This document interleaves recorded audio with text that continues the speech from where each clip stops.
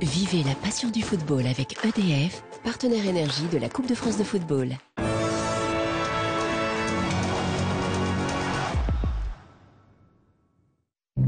Salut à tous, bienvenue dans Femmes de foot, la seule école sans contrôle, raté, la seule école 100% foot féminin. Et pour cette 20e leçon de F2F, nous réviserons la Coupe de France et le nom des 4 équipes d'ores et déjà qualifiées pour les demi-finales. Ensuite, interrogation écrite, vous saurez tout sur l'Algarve Cup compétition qui démarre ce mercredi sur Eurosport. Et ensuite, enfin, cas d'école, le premier volet de notre documentaire exceptionnel consacré à 3 joueuses du PSG. Ils sont là, tous autour de la table, notre conseil de classe. Elle, j'aurais vraiment, mais vraiment adoré la voir comme prof de PS. Hélas, je n'ai pas suffisamment redoublé. Mademoiselle Candice Prévost, lui, c'est Maître Capello du tableau noir, l'excellentissime Monsieur Patrice Lair. Lui, c'est bien simple, il n'a jamais, oui, jamais commis la moindre faute à la dictée de Bernard Pivot. C'est pas une raison pour qu'il n'aille pas quand même au coiffeur.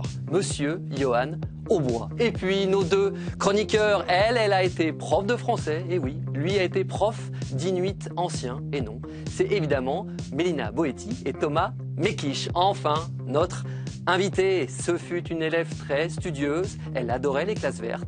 Merci d'accueillir la meilleure buteuse de l'AS Saint-Étienne, mademoiselle Sarah Palassin. Bonsoir Sarah. Prête pour réviser? Oui, tout à fait. C'est parti, générique.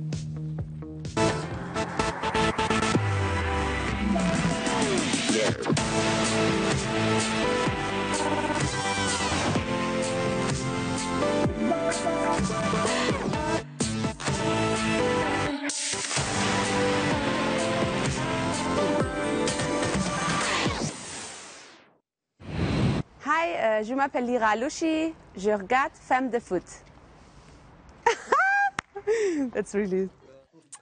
Danke sehr, merci beaucoup Lira, merci à tous d'être avec nous. On est déjà à la 20e de F2F, un 20 sur 20. On espère encore progresser, on est ravis de retrouver Candice, Patrice, Johan et Sarah Palassin, une première verte, ou plus exactement une première Amazone sur le plateau de F2F. Merci d'être avec nous. Merci à vous. Allez, on y va, c'est parti, la fameuse question, la carte blanche, évidemment, elle est là, cachée, pas très loin, c'est moi qui l'ai. C'est Johan qui démarre. La question est la suivante. C'est Johan qui démarre. Oui. Quel est le pourcentage de buts de l'AS Saint-Étienne inscrits par Sarah cette saison en D1? Ah, c'est vache. Je sais pas, au hasard, 62%. Patrice, 66. Candice, C'est toujours à peu près. Donc... 68. eh bien, il est bien en plus acteur studio, monsieur non, Johan mais c'est Aubois, pas possible. 61,9.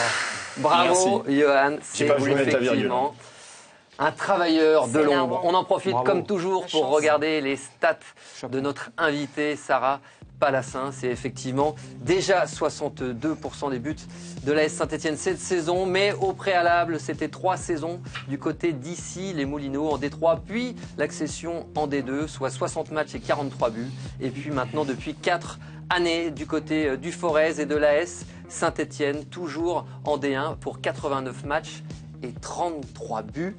Les buts, toujours les buts.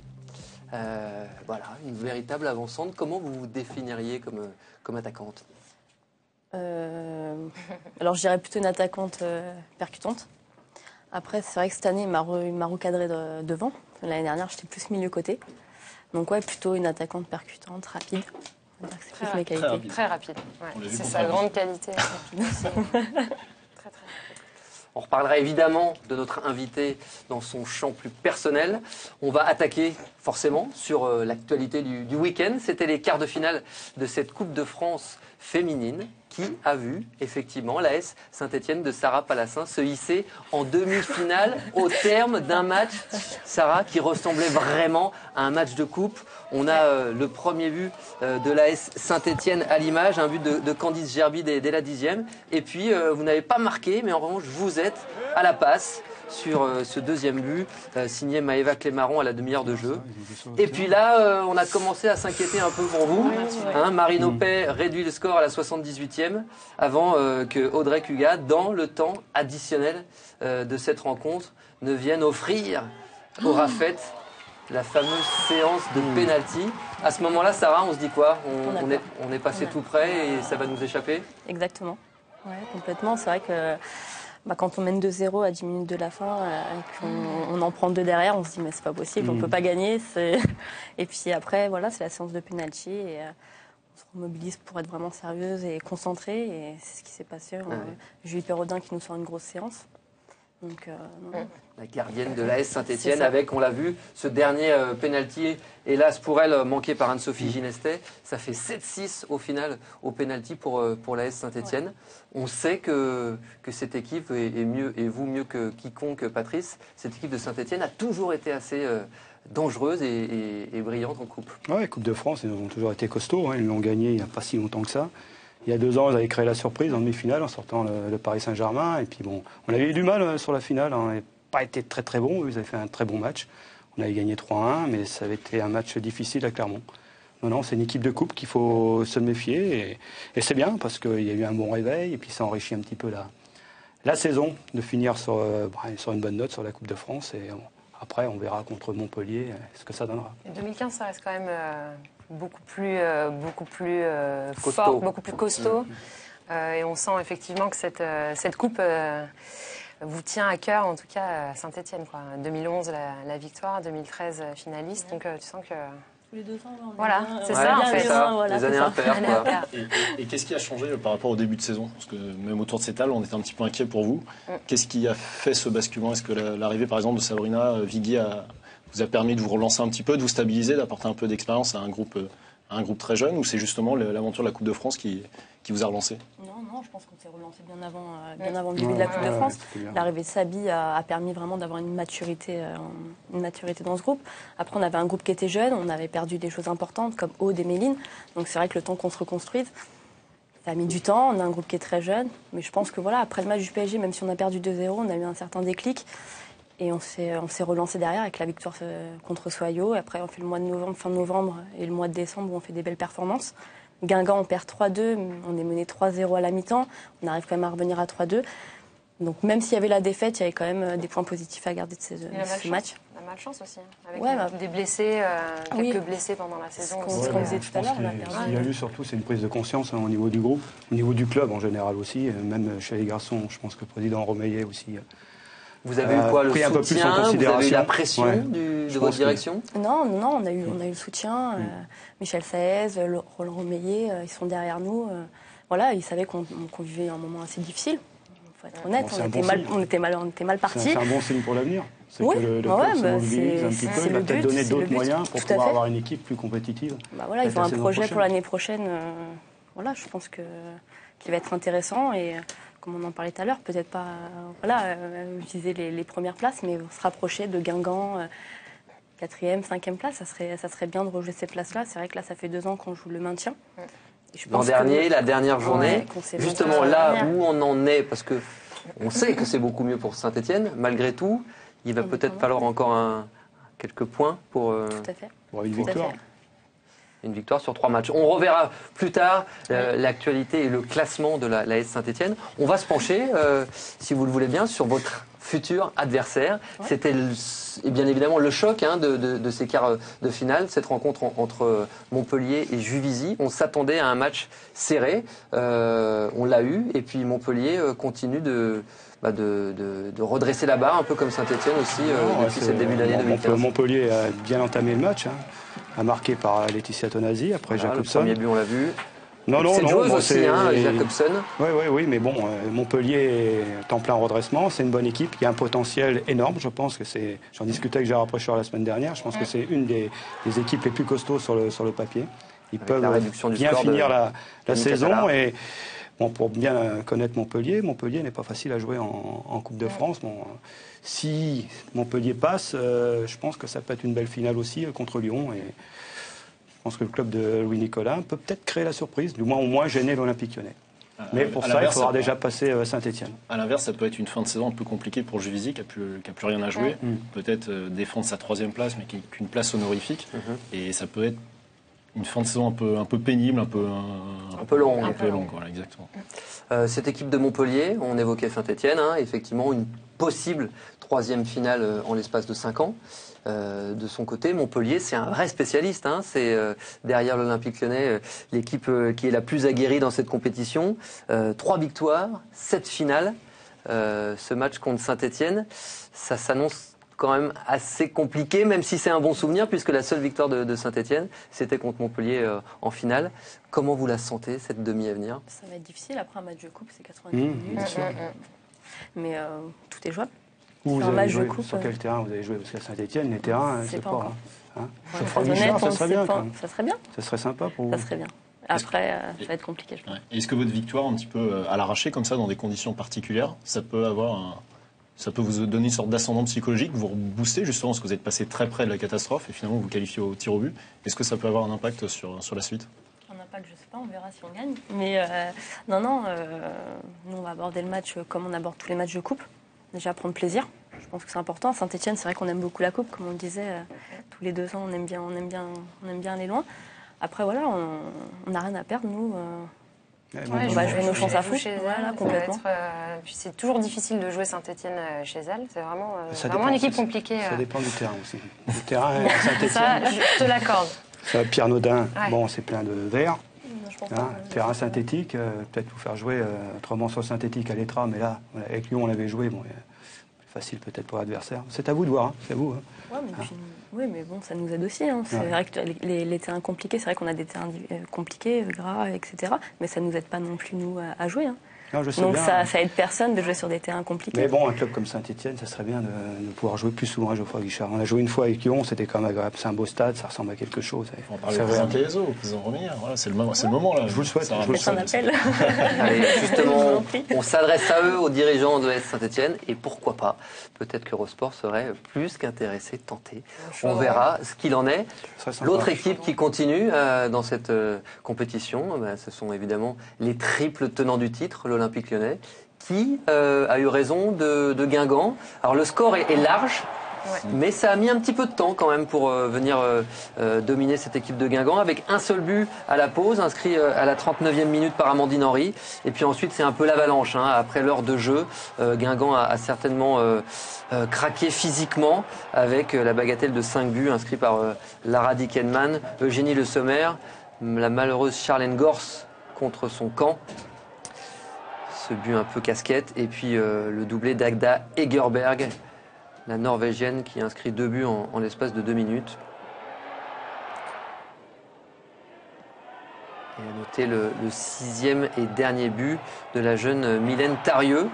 C'est bien aussi, ça fait partie des joueuses qu'on pourrait découvrir c'est une joueuse davantage dans les semaines et les jours à venir. Une jeune joueuse, déjà l'année dernière, je voulais l'emmener sur un déplacement à Rodez, mais le match avait été remis. C'est une bonne petite joueuse qui va vite, qui ressemble un petit peu à Thomas, qui a une bonne maîtrise technique.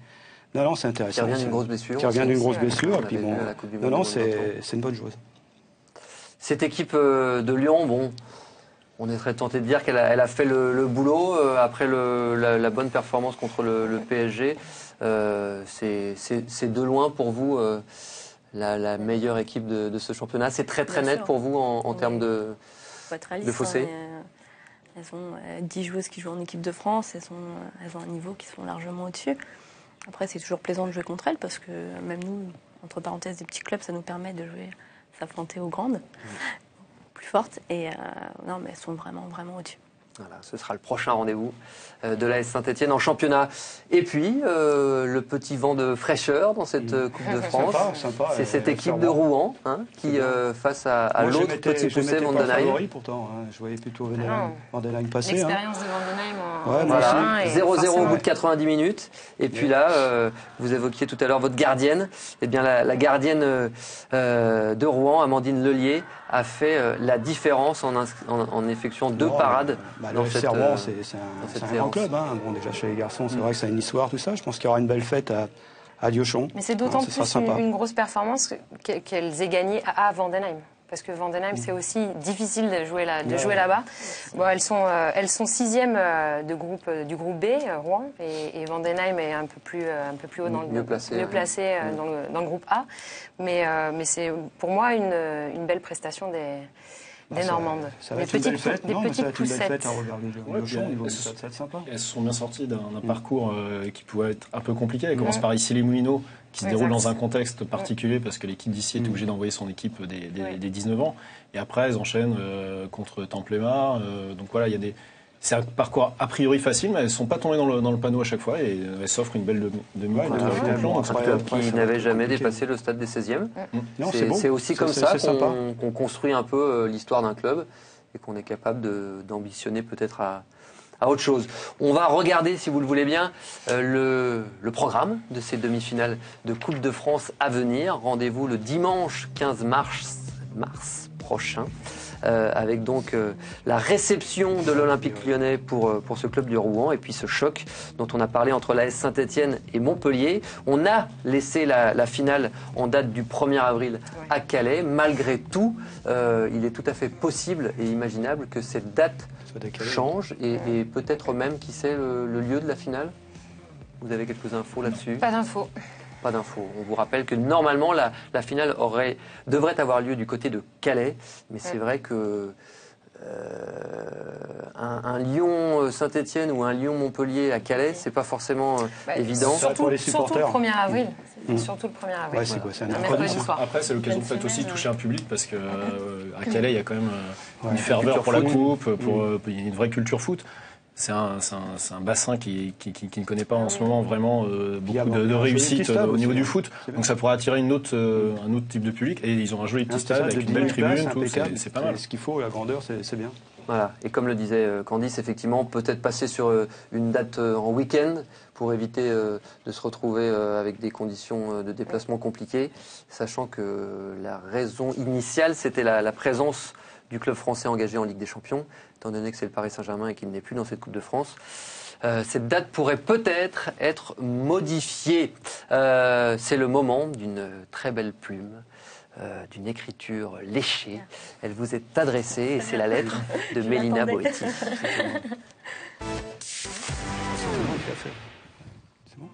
Chère Sarah, derrière chaque grand homme, il y a soi-disant toujours une femme, pipeau. Du féminisme en trompe l'œil, juste une illusion, et finalement un gage de sexisme. Bref, tordons le cou à cette formule surfaite.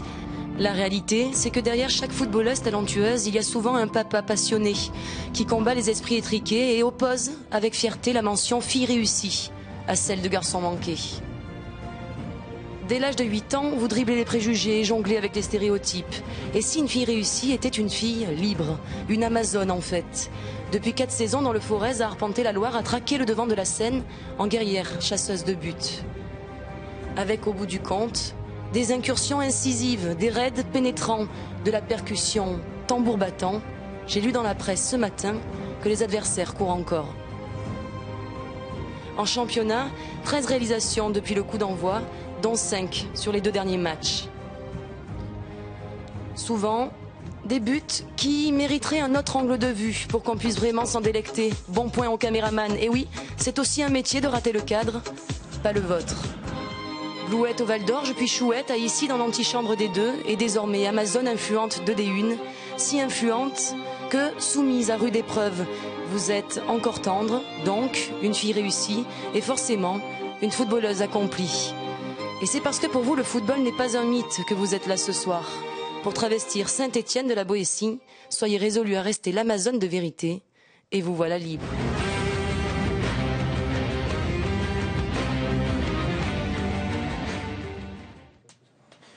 L'Amazone de vérité.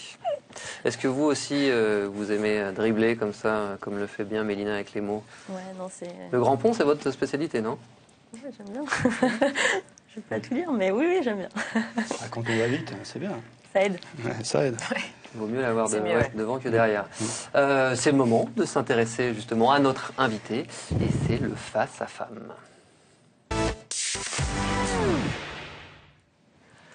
Voilà, eh bien moi j'ai envie de mettre un petit coup de projecteur et de nous faire une interview. Et si justement vous n'aviez pas été footballeuse, quelle aurait été votre votre métier, votre profession a priori? Je travaille. Non, Je travaille. En dehors de l'exercice de footballeuse. Non. Moi, Est-ce que vous auriez fait un autre choix de carrière, justement?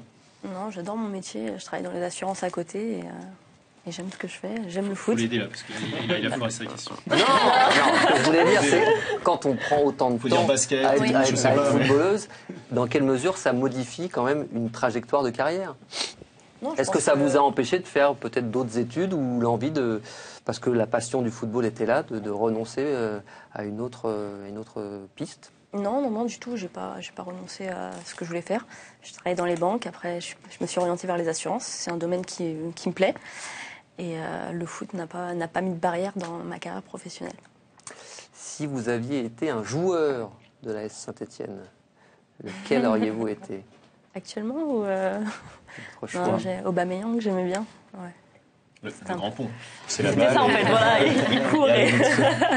Un masque aussi. à venir, Non. peut-être, Non. à suivre. Si vous n'aviez pas été attaquante, vous auriez souhaité être gardienne. Pourquoi? Non, ça c'était ironique. C'était un petit message à Méline, un petit coucou à Méline, voilà, c'est tout.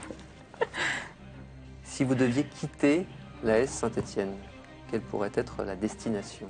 L'étranger? C'est vrai? Ouais, pourquoi pas. C'est quelque chose qui Je fait pense partie que de c'est votre l'expérience. réflexion? Ouais. Où ça? Non, je sais pas, l'Angleterre, l'Espagne. Ouais. Je pense que c'est une expérience à vivre, donc pourquoi pas. Est-ce qu'éventuellement, vous avez commencé à vous renseigner? Vous êtes déjà au contact de personnes qui pourraient... Non, du tout. Là, je pense que le plus important, ça va être la fin de saison. Donc, je me focalise sur la SS. Je suis bien à la SS. On verra déjà le maintien et puis on verra par la suite après. Et si vous deviez devenir un jour Patrice Lair, est-ce que ça pourrait vous tenter de devenir entraîneur? Non, du tout. Non, Ça fait pas j'ai partie. fait ici les Moulineaux, j'ai coaché. C'est pas mon truc, j'aime trop jouer. Je peux pas coacher. Très bien. Est-ce que vous avez une question à adresser à notre invité? Moi, je vois quand même une fille comme Sarah qui joue devant Saint-Étienne, dans une équipe qui a quand même eu des difficultés, arrive à marquer 13 buts, un petit peu comme Flavie Lemaître à Rodez.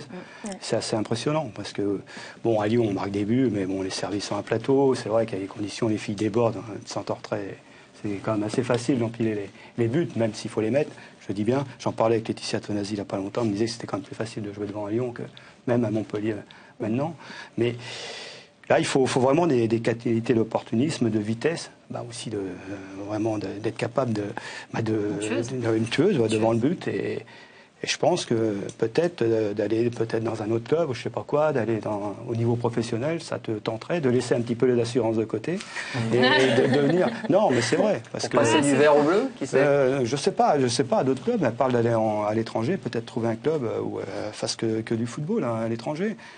Mais bon, c'est quand même des caractéristiques qui sont importantes. Dans des clubs comme ça où on joue bas de tableau, on joue avec des blocs bas, marquer des buts, être efficace et on n'a pas 36 occasions. Et moi je tire mon coup de chapeau à Sarah ou Flavie ou d'autres joueuses sur le championnat de France qui arrivent à marquer des buts, à sauver leur club aussi parce que c'est quand même plus facile de défendre que d'attaquer.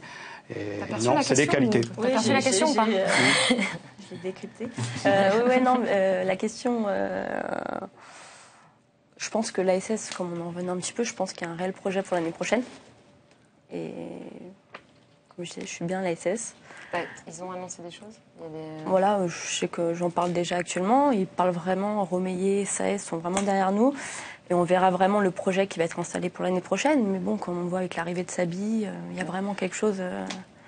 il y a quelque chose pour l'année prochaine. Donc, avoir le réel projet qu'il va y avoir. Non, parce qu'il y a des jeunes de qualité. Il y a 2 ans sur la groupe. Coupe de France, je disais, il y a vraiment des jeunes de qualité. Bon, si vous arrivez à prendre des filles d'expérience, comme Sabi, qui connaît la Coupe d'Europe, le haut niveau à Lyon, qui vous permettent un petit peu de vous encadrer, vous amener un discours aussi bien dans le vestiaire que sur le terrain, avec aussi cette envie de jeunesse, et aussi donner des conditions aux filles de pouvoir faire du football pratiquement à 100%, parce que bon, après, quand on veut jouer le tableau, surtout battre Paris Saint-Germain ou Olympique Lyonnais, il faut vraiment avoir des arguments aussi. C'est important. Mais t'es parisienne aussi, non? Oui, je suis parisienne. Je sais pas, un club comme Juvisy, Paris Saint-Germain, c'est... Pascal était mon premier coach. Ah, Chez les garçons, du coup. Pascal C'était mon Goudel. premier coach. donc il t'a appelé, non, peut-être? Non, du tout. Non. Donc, non, j'ai déjà connu un entraîneur. Donc, À côté de ça, ce serait quand même totalement à l'encontre de ce projet de développement de l'AS Voilà. Saint-Etienne. Vous Voilà. représentez 62% des buts de l'AS Saint-Etienne. C'est clair. Si on lui enlève sa meilleure buteuse, Non, mais le c'est club surtout, part déjà c'est sur une surtout autre qu'elle dit logique. qu'elle est bien là-bas aussi. Ouais. Donc voilà, tout Mais simplement. cette proportion de buts, ça n'a pas toujours été le cas avec Saint-Etienne. Du tout. T'as pas autant marqué. Qu'est-ce qui. Là, tu avais décidé avec ton coach Hervé d'un objectif de 10 buts, tu l'as déjà dépassé. Ouais. Qu'est-ce qui a fait la différence entre cette saison et les 3 saisons précédentes? la confiance en soi. Mmh. Je pense que c'est important. Moi, j'arrivais de D2. Je connaissais pas le championnat de D1. Vous Il y a quand même marquiez un- beaucoup. Oui, Ouais, mais ouais. bon, il y a quand même un fossé entre la D2 et la D1. En On termes ne de rend niveau, pas ouais. forcément Mmh. compte. Passer dans Quand l'axe on est en aussi. D2. Passer dans C'est l'axe. ça. Et voilà, j'ai pris confiance en moi. Les coachs m'ont fait confiance. C'est vrai que la fin de saison, où je marque les 2 buts, Soyaux et Montpellier, sont importants. Et du coup, voilà, les coachs m'ont totalement fait confiance sur cette saison. Ça aide de jouer libéré. Bien sûr. Et je pense que ce qui a permis que je marque quelques buts cette année. Sur la position, sur le schéma tactique, vous avez une préférence? Vous vous sentez plus à l'aise J'aime bien le jeu devant. en 9-9? Ouais, j'aime bien. Mais à 2 attaquantes, je préfère. D'accord. Et tu peux nous dire pourquoi? Parce que je crois qu'une fois, tu avais dit j'aime bien jouer devant parce que je suis un peu feignante, j'aime pas trop courir, c'est ça? Mais ça, faut pas le dire. Faut pas le dire. normalement. Tu l'avais dit en interview. Le je crois. journaliste, C'est vrai. il est là pour ça, vous Je savez. cherche ça. un petit J'ai truc. travaillé, Elle avait dit dessus. je suis un peu feignante, j'ai pas de jeu de tête et j'ai un petit gabarit. Voilà. Ouais, c'est vrai. C'est pas un bon CV quand même, on se Merci, vend pas très bien. Voilà. Bon, Et elle ça a va, perdu des c'est- kilos aussi. Non, aussi. C'est vrai. Ça va, si ça tu fait- pars ça fait 2-3 de la fois commonnette, hein. dans le match, tu marques 3 buts, bon, c'est pardonné. Pas de problème. Pour la carte de presse, Patrice, Patrice. on attendra un peu. On va justement regarder le programme de la 19e journée et le classement de l'AS Saint-Etienne au moment où l'on se parle. Justement, l'AS Saint-Etienne qui est sortie de cette zone rouge avec justement une 8e place devant Albi et Metz, premier club relégable. À votre avis, pour l'AS Saint-Etienne, il manque combien de points? Combien de points faudra-t-il pour être maintenu cette année, Patrice? Bon, un petit 41, match nul, 42. ouais, mais bon, là, c'est pratiquement bon. Une victoire, et puis c'est plié. Oui, une victoire, Une victoire. sachant qu'on va regarder le programme, le calendrier un de match l'AS nul. Saint-Etienne. Il vous reste 3 matchs à rencontrer. L'Olympique Lyonnais, ce sera tout de même très compliqué. On aura ensuite un match décisif avec la réception de Soyaux et puis un déplacement à Rodez où vous venez de vous qualifier en Coupe de France mais où vous n'avez jamais gagné. Ça serait peut-être chaud si, imaginons-le, 2 défaites contre Lyon et Soyaux. Ce Soyaux, match c'est- contre de la Soyaux, dernière c'est plié journée. à domicile. Si vous êtes motivé, Ça, c'est plié. pas toche. Ça, c'est la phrase pas Toche. Ouais, mais Voilà. c'est pas si. Motivation, Soyaux, ils c'est ont pas pas si rien à simple, gagner. ça reste Assurer pas le si coup, simple quand que même. ça. C'est pas sûr. C'est une bonne Non, équipe, la Soyaux. motivation est là, tu joues Non, le non. maintien. Soyaux, ils viendront Soyaux tranquillement. aussi a envie de se rapprocher, Ouais, je peut-être pense. terminer 5e. Non, le classement est à peu près fait là. D'accord, c'est bien. Avec Patrice, au moins, le C'est- débat Il faudrait rajouter une est petite, clos assez rapidement. Non, je me suis pas trop mal débrouillé en C'est 2015. vrai, c'est vrai. Ouais. C'est vrai. Hein, ça va Pas continuer. trop mal. Bon, allez, on va se pencher maintenant sur notre équipe de France. On a franchi la barre symbolique des 100 jours avant le coup d'envoi de la prochaine Coupe du Monde au Canada en juin prochain. On est à 96 jours exactement. Et la prochaine mission des Bleus, c'est l'Algarve Cup. On va regarder le programme alléchant que Eurosport va vous proposer dès mercredi avec 3 matchs en direct pour l'ouverture de cette Coupe de l'Algarve, avec dès 14h30 une prise d'antenne, un Femme de foot pour justement lancer cette Coupe de l'Algarve. Ensuite le Japon-Danemark, l'autre match du groupe de la France, un Allemagne-Suède qui devrait être aussi fort en enseignement avant de voir le premier match des Bleus contre le Portugal, une équipe portugaise qui a récemment battu la Suisse. Ça peut être aussi une confrontation intéressante. Ce tournoi de l'Algarve, c'est justement le débat de la semaine. C'est le sujet qui vous est présenté par Mélina Boetti. Après 8 ans d'abstinence, revoilà l'équipe de France en Algarve. Soubigny, c'était Chypre. Et d'ailleurs, on dit Veni, Bini, Vici. Couronne et laurier pour les Bleus dans ce tournoi. Sous Bergerot, c'est pas le même topo. C'est une ligne de conduite, faire tomber les gros. Après le Brésil, l'Allemagne et les États-Unis, les tricolores iront encore une fois au Portugal défier les meilleures nations. Ambition retrouvée pour la 3e nation mondiale au rang FIFA, ou excès de confiance à l'heure où la France n'est pas au mieux physiquement et enregistre des forfaits de poids. Bref, en Algarve, 10 jours de compétition, 3 matchs, le Portugal, le Danemark, le Japon, des adversaires avec du répondant, un plateau relevé et une finale espérée.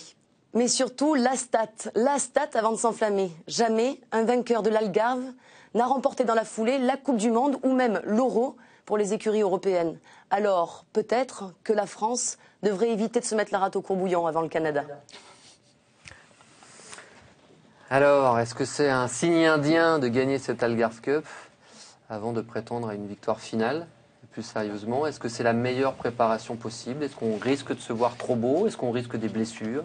Non, mais bon, c'est une super préparation. On voit des bonnes équipes. Et non, pour cette équipe de France, c'est important. Puis bon, on a vu, il y a certaines joueuses qui sont blessées. Ça va être aussi à Philippe de mettre certaines joueuses en situation pour voir ce que ça peut donner contre des bonnes nations. Et aussi, surtout aussi, de voir d'autres équipes. Voir un petit peu comme a fait il y a 4 ans le Japon. Moi, j'étais allé passer une dizaine de jours là-bas et j'avais vu le Japon travailler, surtout tout leur staff qui allait filmer les États-Unis durant leurs entraînements, les après-matchs, tout ça, prendre des infos au maximum. On a vu ce que ça a donné après. Ils ont été capables de bloquer les one-back, tout ça, malgré leur petit gabarit. Et ils ont été champions du monde. Bon, je pense que de prendre des infos, puis naturellement de travailler aussi pour soi, pour cette Coupe du Monde, mais de ne pas gagner, ce sera pas une catastrophe, mais de faire bonne figure quand même, parce que bon, on reste quand même compétiteur, même sur des compétitions amicales. Vous avez évoqué la possibilité de faire des essais. C'est vrai qu'effectivement, Laura Georges est absente. Une des questions, ce sera effectivement quelle charnière en l'absence de la Parisienne? Ça dépend. Ça dépend de l'équipe qui aura en face. C'est peut-être l'occasion de lancer Gridje Mbok, parce que Sabrina Delannoy, on sait déjà quel profil elle a de l'expérience avec le PSG, elle a de l'expérience avec l'équipe de France. Moi, j'ai envie de voir Mbok et Renard en charnière centrale, parce que c'est l'occasion ou jamais. Ce ne sera pas au mois de juin qu'il faudra peut-être la lancer dans le grand bain, même si elle a déjà eu l'occasion de jouer avec les Bleus. Ouais. Mais voilà, j'ai envie de la voir, j'ai envie de voir cette garde noire. Non, puis bon, le remplacement de Laura par Toletti, c'est intéressant aussi, parce que bon, on peut voir la jeune Toletti aussi au milieu de terrain. Je pense que ça peut être des bonnes solutions. Non, moi, je fais confiance à Philippe pour faire les meilleures équipes possibles. On reste dans l'effectif et les essais. Vous l'avez évoqué tout à l'heure. Il y a, du fait de l'absence de Céline Deville, Emeline Mingui et Méline Gérard, 2 gardiennes qui ne comptent pas à ce jour de sélection en équipe de France. Quand on a 4 matchs comme ça, il va falloir les essayer aussi, non? Vas-y, pardon. Non, je pense que c'est bien de faire tourner. Les voir à l'entraînement, c'est bien, mais je pense que dans un match de compétition, leur donner une sélection, je pense que ça peut être même pour elles, c'est super. Sauf que le calendrier est un peu bâtard. C'est-à-dire qu'on commence par le Portugal. Ça aurait été bien de commencer par ou le Danemark ou le Japon, comme ça on lançait Sarah Boidi et on lançait sur le Portugal en deuxième match. Une des 2 gardiennes. Ça pourrait être tentant de le faire dès le Portugal, d'un côté c'est le premier match. C'est un peu compliqué, il est un peu bâtard ce petit calendrier. J'aurais préféré qu'on prenne le Danemark ou le Japon avant, et le Portugal par exemple en 2 ou en 3. Méline a fait le stage précédent, donc ce qui lui permet déjà d'avoir une espèce de capital confiance par rapport à l'équipe, et donc je pense qu'elle sera peut-être à même de rentrer contre le Portugal. Non, je pense qu'elle va au moins jouer un match. Mais moi, je voulais aussi dire qu'il n'y avait pas forcément de concordance entre les résultats qui s'étaient passés sur les matchs lors des tournois comme l'Algarve ou comme Chypre, pour ensuite sur les compétitions internationales. Il n'y a pas vraiment de lien entre les 2 compétitions à l'année. Après, on n'a pas forcément non plus... On a un tournoi qui est amical sur une semaine, un peu plus d'une semaine. On parle d'une compétition de 5 semaines pour la Coupe du Monde, ce qui a finalement pas grand-chose à voir en termes de vivre ensemble, en termes de rythme, en termes de terrain. Parce qu'on joue sur synthétique et également à la Coupe du Monde au mois de juin. Donc moi, je rejoins Patrice, c'est une très très bonne préparation pour l'équipe de France. En accéléré et en raccourci, et c'est pas le même format sportif non plus, donc on n'est pas du tout dans les mêmes conditions, et en termes de stress également. Mais effectivement, je pense que c'est le niveau de cette compétition-là. Puis le Danemark, le groupe est pas mal non plus. Le Danemark, c'est. Alors on n'a qu'une équipe qui sera concernée par la Coupe du Monde, c'est le Japon. Ouais. Malgré tout, on a terminé plusieurs fois 3e, 4e dans cette compétition. On ne l'a jamais gagné. Alors on sait Ouais, qu'on ne c'était veut pas notre parler époque, de ouais. matchs amicaux. Là, on n'est quand même pas vraiment non plus dans un tournoi amical. C'est quand même l'occasion de marquer des points, même dans la tête, par rapport à ses Ouais, adversaires. mais non, non parce que les équipes sont pas au même, les équipes sont pas forcément. Oui, mais vous marquez au même- les esprits, Oui, quand tu même. marques Même les niveau, esprits. C'est c'est pas le important même pour la niveau. confiance. On l'a vu avec Chypre, que quand l'équipe de France avait gagné, tu sentais que voilà, il y avait des étapes et des enfin, t'avançais quoi, t'avançais. Par contre, elles sont pas au même niveau de préparation, et donc c'est pas forcément un critère pour moi qui est. Ah, les Américaines attaquent la saison, les Anglaises, Voilà. ça devrait être à peu Les près Suédoises, la elles même sont chose, décalées. les Suédoises également. Voilà, c'est pas le même, Non, c'est pas le même niveau de L'importance de préparation. ce type de tournoi, c'est plus pour les automatismes, pour essayer des joueuses dont on n'a pas l'habitude de faire Ouais, tout à évoluer. fait, ouais. Puis celles avec qui on souhaite créer des connexions, ça c'est important. Après, évidemment, il ne faut pas perdre les 3 premiers matchs, parce que ça devient un vrai problème, mais ça n'arrivera pas à l'équipe de France. Et après, le danger, c'est peut-être aussi de tout gagner et de devenir le super favori de la Coupe du Monde. Il y a peut-être un juste milieu. Alors, je ne dis pas qu'il faut perdre dignement lors de la finale ou de la petite finale. Voilà. Mais je pense qu'il faut. On a mûri de ce côté-là. On a mûri quand même. Maintenant, on est capable d'être beaucoup plus humble. Et... Bon, Ah mais je parle pas des Françaises, je parle de la perception des adversaires qui pourraient remettre un peu la pression sur les Françaises en disant voilà, elles ont encore gagné, elles ont battu les États-Unis, elles ont battu le Brésil, là elles gagnent la garde. C'est plus ce danger-là, je ne m'inquiète pas en termes d'humilité, je sais qu'elles ne tomberont pas dans le piège.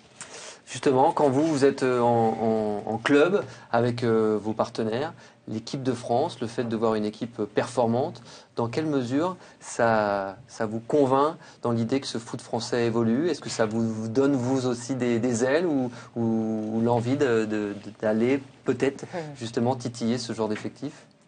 C'est sûr que de jouer contre des joueuses d'équipe de France avec le niveau qu'elles ont, c'est super intéressant. Après, avoir l'idée d'aller en équipe A, c'est encore très très loin. Déjà, il y a l'équipe de France B. Pourquoi c'est si loin? Il y a l'équipe de France B avant. J'ai encore beaucoup de travail. Bien sûr, il y a de l'ambition. Il faut en avoir. Mais voilà, il y a l'équipe de France B. J'ai pas envie de brûler les étapes. J'ai encore beaucoup de travail. Je suis bien là avec le club, on va se maintenir, équipe de France B, et puis après on verra. Parce qu'en termes de but, tu es quand même au même niveau qu'une Aslani, il y a Flavie Lemaître aussi qui fait une très belle saison avec Rodez. La petite Léger, il y a des joueuses effectivement. On a déjà évoqué cette question. Votre coach s'en était presque plein à une époque, justement au sujet de Méline, en disant chez moi, elle fait une saison d'enfer, elle n'est jamais sélectionnée, elle arrive deuxième gardienne à Lyon et elle rentre dans le staff, dans le groupe France. C'est aussi des messages envoyés qui vous donnent envie forcément de partir dans des clubs entre guillemets professionnels ou semi-professionnels.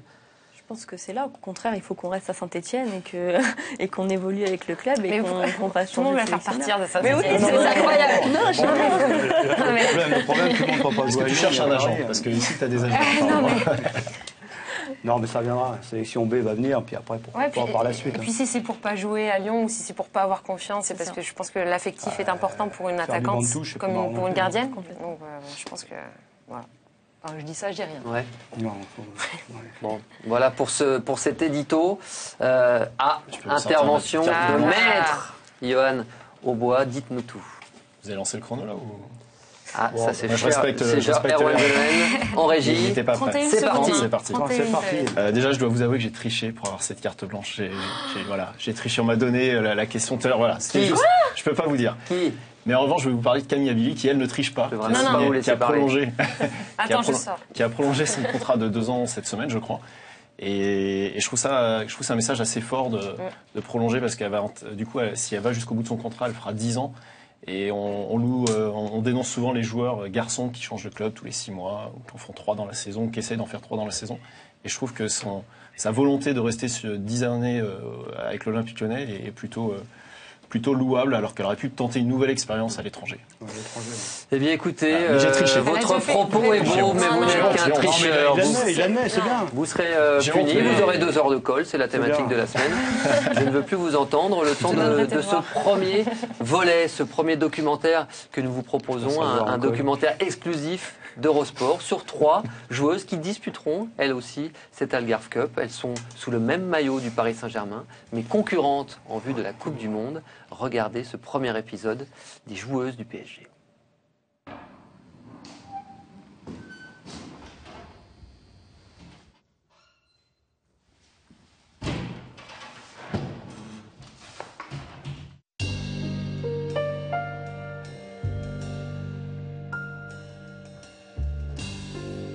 Freunde und Familie nennen mich Lira. Meine Hobbys sind Musik hören, kochen, Freunde treffen, tanzen und mit der Familie abhängen. Jag är född och uppvuxen i en liten by som heter Grantosta. Jag älskar min mammas mat och jag är ett stort fan av musik.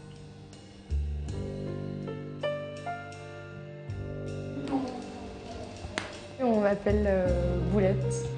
Si je devais me définir en quelques mots, je dirais une boule d'énergie, plutôt sensible, mais toujours là quand on a besoin d'elle.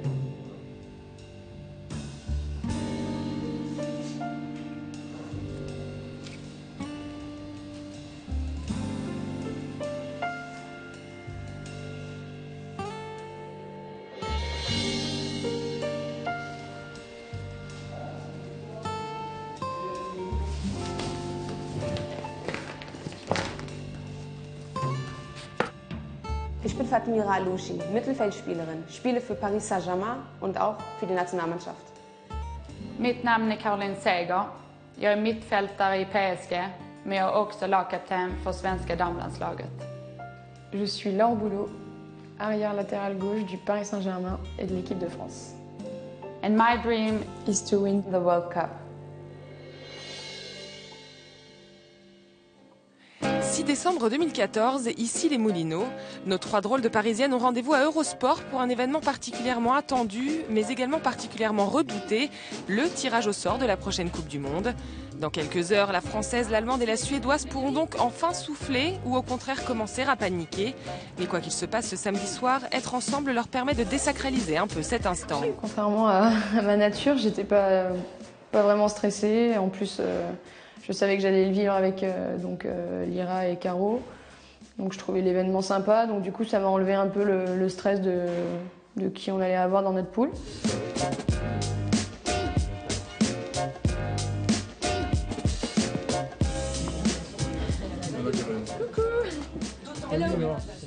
Soyez bienvenus. On va vous accompagner tout au long de cette soirée pour suivre le tirage au sort de cette 7e Coupe du Monde. Oh, here we go. Alors, qui aura de la chance et qui aura la poisse? Totalement détendue tout à l'heure, Laure Boulot n'emmène finalement pas large. C'est hier. I'll die. La France. Oh! I was deaf. Okay.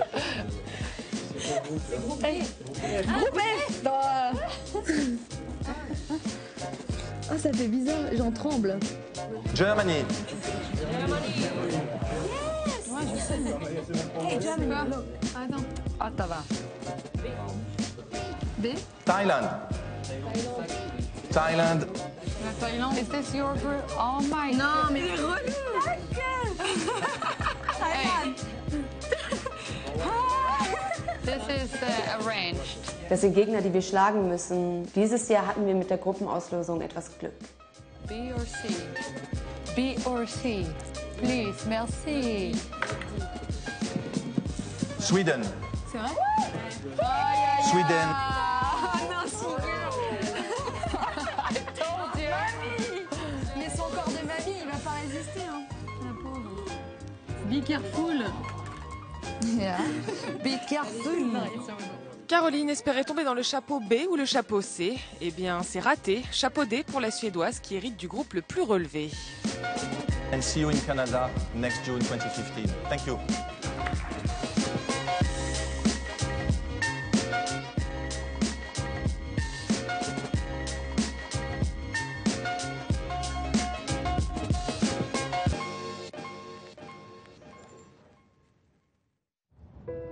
« 9 janvier 2015, les fêtes sont terminées et le championnat reprend en fanfare avec un derby prometteur face à Juvisy. Mais très vite, l'adrénaline va faire place à la stupeur. Après les attentats de Charlie Hebdo 2 jours auparavant, 4 personnes sont tuées lors d'une prise d'otage porte de Vincennes.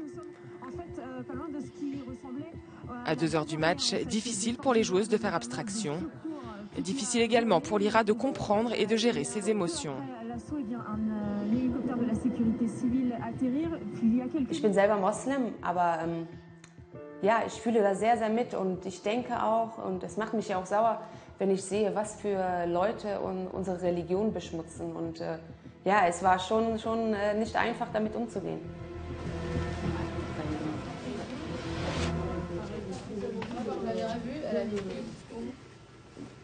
Leur métier, c'était la caricature. Et s'ils étaient à notre place aujourd'hui, et nous, il nous était arrivé une tragédie pareille, je crois vraiment que eux, ils exprimeraient leur métier encore plus aujourd'hui. L'hommage le plus important qu'on peut rendre à toutes ces victimes, c'est justement de faire le maximum aujourd'hui et du mieux possible notre travail. Et c'est la seule façon de renverser les événements tragiques.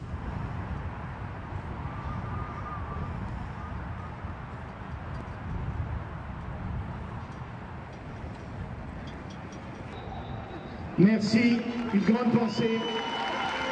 Symboliquement, les joueuses ayant le crayon.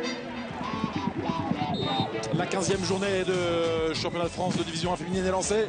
Juvisy accueille le Paris Saint-Germain pour ce deuxième acte cette saison.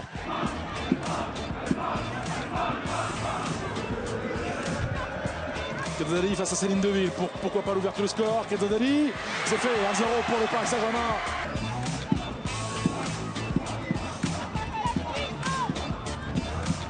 Arouchi qui vient danser au devant les... Superbe! Oh quel but marqué par la joueuse allemande, quelle classe! Fatmir Arouchi pour le 2-0. Siger, 3-0. Caroline Siger, la suédoise.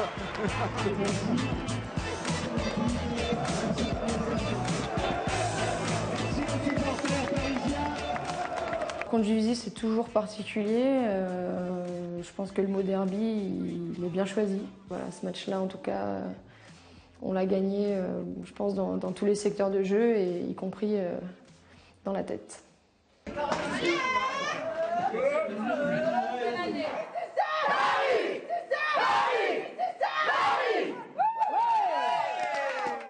Ce mercredi à Charletti, place au match de la saison. Ce soir, Paris accueille Lyon. Ce soir, c'est le titre qui est en jeu. It's very important for us.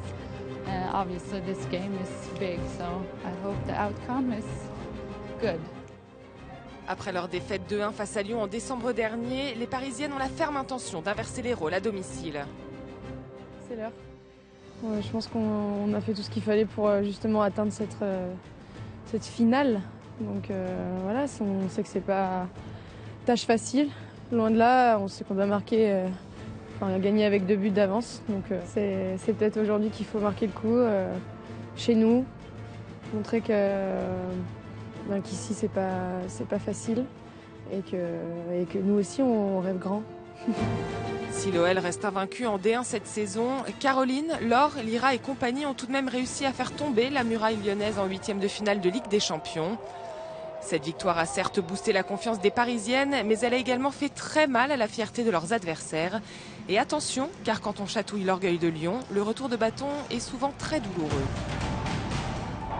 Encore sur le ballon, encore Anaïs Gabert qui est la plus rapide, elle a bien tenté. La frappe, elle a vu. Et le but inscrit par l'OL. Ballon pour Anaïs Gerberg. Il veut se jouer de Caroline Siger. Beau duel également. Ah, le short il est bon. Le 2-0. 2-0. De Malapara, Montacheli. C'est parti. Quel but. Et quel but inscrit par Alice Boussaglia. Ça fait 3-0.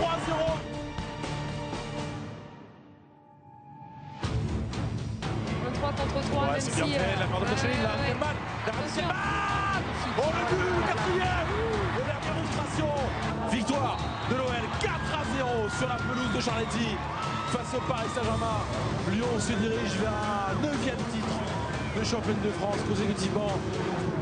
Haben die dann einfach nur spielen lassen und es war ein verdienter Sieg für Lyon und ich denke, wenn man alles so grob sieht, hat es Lyon verdient, die Meisterschaft. J'ai beaucoup d'amour pour mon club, mais malheureusement ça suffit pas dans des sports comme ça. La saison, il y a des vagues et j'ai l'impression qu'on est dans un bon creux. À nous de remonter là-haut pour aller surfer un peu. Ciao.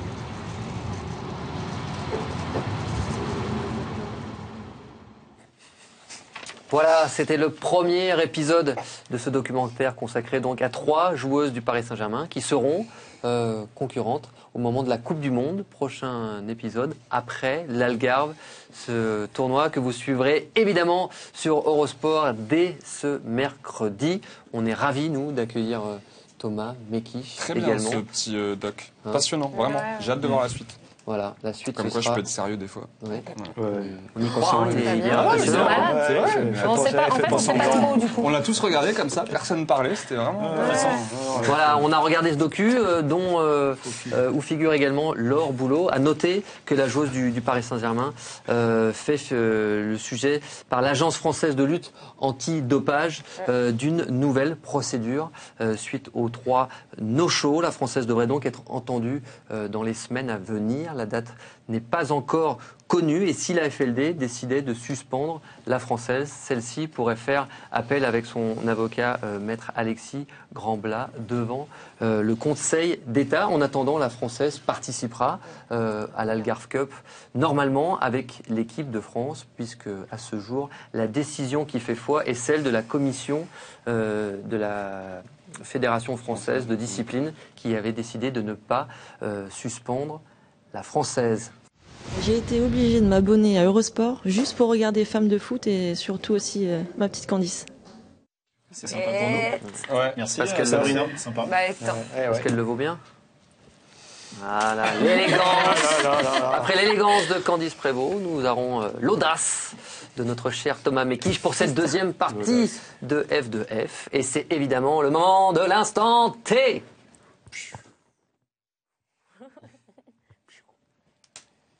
Toi, tu t'améliores de semaine en semaine. Hein. Je suis à bonne école. Hein. Je te regarde et ça y est. Ça va, Sarah? Très bien. Vous l'avez aimé tout à l'heure, le petit portrait de Mélina, la lettre de la j'ai Beauce? bien aimé. Bien aimé. Ouais, moi, j'ai trouvé ça bof. Ça, c'est pas bien. Du coup, j'ai écrit mon propre portrait, en fait, pour vous. Ouais. Pour vous, oui. Parce qu'en fait, je pense que tout le monde ne connaît pas vraiment la vérité sur vous. Sauf moi. Donc, j'ai décidé de la dévoiler à tout le monde. Fais attention. Ouais, j'ai peur là. Salut Sarah, c'est Thomas, j'espère que tu vas bien parce que dans quelques minutes ça n'ira plus très bien. Tu crois que je ne lis pas clair dans ton petit jeu de footballeuse parfaite, hein? Sarah trop fair play, Sarah sait jongler, Sarah fait des câlins, mais je vais prouver à la France entière que tu essayes de nous la faire à l'envers. À l'envers, pas bête tiens. Si on prend ton numéro de maillot, le 9, et qu'on le met à l'envers, ça donne un 6. Mais ce n'est pas fini, tu es né au mois de septembre, le 9e mois de l'année. Un 9 à l'envers, comme par hasard. Encore un 6. Pour finir, tu joues dans le département numéro 42. 42, 4 plus 2 égale 6. Et donc, une fois que j'ai fait ma petite intro, où j'ai montré à tout le monde qu'elle n'était pas vraiment ce qu'elle prétend être, là, j'attaque les dossiers. Bim, je commence. Il n'y a pas de dossier, c'est une fille sans histoire, Sarah. Ça veut dire que je vais être obligé de trouver une chute sympa. Enfin, ça fout en l'air tout mon sujet, là. Allez, un peu de créativité, tu sais. Mais moi, je sais pas écrire. J'ai pas ton talent, Mélina. Enfin, faut quelqu'un le fasse pour moi. C'est ce qu'on fait, je te le fais. Je te le fais. Tu ferais ça pour moi? Mais oui. Tu finirais le sujet pour Oui, moi? évidemment. Avec une phrase sympa, Trop soyez sympa. résolu. Et le bon temps et tout ce qu'il faut. Merci. Chère Sarah, un conseil. Si vous voulez continuer à vous épanouir, soyez résolue à rester loin, le plus loin possible de Thomas Mekich, et vous voilà libre. Pas trop dégoûté? Non. Ça va? Non, c'était sympa. Bon, en tout cas, en cherchant les images pour faire mon petit contre-portrait, Ouais. j'ai trouvé une très belle image, en fait. Pas de vous, Ah, d'un ça va. journaliste bord terrain, qui était au bord du terrain pendant un de vos matchs et qui nous a gratifié d'un geste technique, mais magnifique. Regardez ce geste technique. C'était lors d'un match de Saint-Etienne. Vous n'étiez pas loin, d'ailleurs. On va découvrir ces images. Franchement, ça envoie du bois. T'as vu, Johan? Ça envoie du bois. Regarde, pac. On regarde un ralenti. Tac. Alors, vous avez remarqué qu'il n'y avait pas de commentaires sur ces images, donc on va revoir 5 fois cette séquence avec 5 commentaires différents d'experts en football. Et vous, à la fin, vous allez me dire lequel des commentaires en fait traduit le mieux ce geste technique, ok? On va essayer. On regarde. Allez. Ici, une aile de pigeon magnifique, vous le voyez. C'est de la merde. Mais comme tu es mauvais! Il peut pas s'empêcher de se la péter, celui-là. Hein. Waouh! Waouh! Waouh! Mais bien sûr, la dernière est toujours la vraie. Non, mais Candice, c'est quoi, merci. J'ai fait waouh. Ça, c'était moche. Non, mais faut arrêter ça. Quoi? Comment ça? Non, on utilise ma voix contre l'insulte. Alors Sarah, c'est laquelle qui définit le mieux donc, cette action? Un peu toutes, mais bon, au moins il a essayé. La dernière, Candy, c'était pas mal quand même. Celle de Patrice, parce que Celle de Patrice, c'était pas mal. On n'a pas le geste, j'avoue, de Patrice. Non, on a juste la voix. On a juste la voix et c'est déjà très bien. Quelques images de Bundesliga, parce que pendant qu'on rigole, là, ça cartonne. Ça joue en Allemagne. Ça cartonne. Le score, vas-y. 7-0. Pour Wolfsburg. Contre Essen. Duisbourg. Duisbourg. Ok. T'as des buteuses ou pas pour moi? T'as des buteuses ou pas?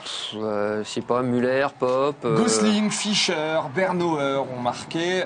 Donc il y avait d'autres matchs. Hein. Bon, là c'est la victoire donc 7-0 face à Duisbourg. Le Bayern s'est imposé 2-0 face au Bayern. Francfort aussi s'impose 4-2 face à Jena. C'est serré toujours. Ouais, au classement c'est toujours Wolfsburg qui est leader avec 2 points d'avance sur le Bayern et Francfort. Et troisième. Derrière. Ouais. C'est vrai qu'il est pas mal ce championnat d'Allemagne. Ça peut nous faire la fin de saison. Ah ouais, je pense. Magnéto, t'inquiète pas, il est dans la boîte. Juste un petit mot pour remercier le beau gosse Patrice Lair, parce qu'il avait promis un maillot la semaine dernière. Lui là-bas. Il avait promis un maillot la semaine dernière à l'un de nos téléspectateurs. Regardez ce maillot 3D, s'il vous plaît. S'il vous plaît. Ouais, il est pas mal. Hein? Il est pas mal, hein? C'est quelle taille par contre? C'est la taille de. Pas la tienne. Voilà. Tomis, donc voilà. On lui envoie chose promise, chose due, donc sous ses airs de bad boy, il y a un cœur qui bat. Hein? Allez. Allez, on continue. On a vu briller l'AS Saint-Etienne en Coupe de France féminine ce week-end. L'AS Saint-Etienne des hommes en fera-t-il de même demain? Ce sera la réponse sur Eurosport, bien évidemment. 20h15, Boulogne-Saint-Etienne. Et puis un soir de coupe pour débriefer cette rencontre. Mercredi ensuite, un soir de coupe également. Et puis jeudi, les 2 dernières rencontres de ces quarts de finale. Brest-Auxerre et Concarneau-Guingamp. Ça sent bon la Bretagne, ça va plaire à Patrice et à Johan Aubois avant un dernier soir de coupe. On va se régaler encore cette semaine avec la Coupe de France. Le roi du prono Guingamp. Guingamp qui devait gagner la Coupe de France féminine. Voilà, c'était le bon mot de Patrice Lair. Avant cela, on aura l'Algarve Cup. Cette information, vous devriez l'avoir à peu près en tête avec cette première journée de mercredi exceptionnelle. Femmes de foot, Japon-Danemark, Allemagne-Suède, Portugal-France à 19h, suivi d'un spécial femmes de foot avec une compétition à suivre en intégralité sur Eurosport. On sera heureux de tout vous montrer, de tout débriefer. Merci cette semaine à Sarah Palassin d'être venue sur ce plateau. Ça vous a plu? Ouais, c'était Tout le monde a été sympa? Ouais, ça va. Ouais. Elle a hésité pour Patrice. Non, Patrice, c'est génial. Vraiment très gentil. On remercie nos journalistes, nos consultants, nos monteurs, toutes les équipes techniques. Olivier Desnos à la réalisation, évidemment. Erwan Geloen, notre chef d'édition. Et puis, vous le savez tous, quelque part, nous sommes déjà... Toutes et tous des femmes de... Waouh. Des femmes de waouh. Candice Prévost, on t'oubliera jamais. Allez, merci à tous, bonne semaine, Coupe de France, foot féminin et rendez-vous lundi pour un nouveau numéro de Femmes de foot. Waouh.